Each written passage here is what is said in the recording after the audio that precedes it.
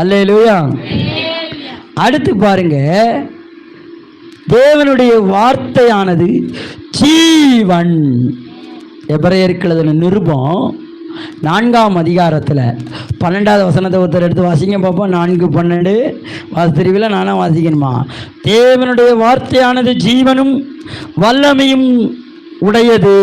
தேவனுடைய வார்த்தை எப்படி இருக்கிறதா? முதல்ல தேவ வார்த்தை எப்படி இருக்கு? ஜீவன். எபிரேயருக்கு எழுதின நிருபம் 4:12 எல்லாம் எடுத்துக்கோ. தேவனுடைய வார்த்தையானது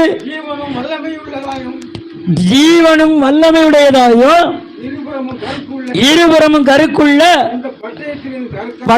எந்த பட்டயத்திலும் கருக்கனாலதான் ஆத்துமாவையும் ஆவியையும் கணுக்களையும் ஊனையும் பிரிக்கத்தக்கதாக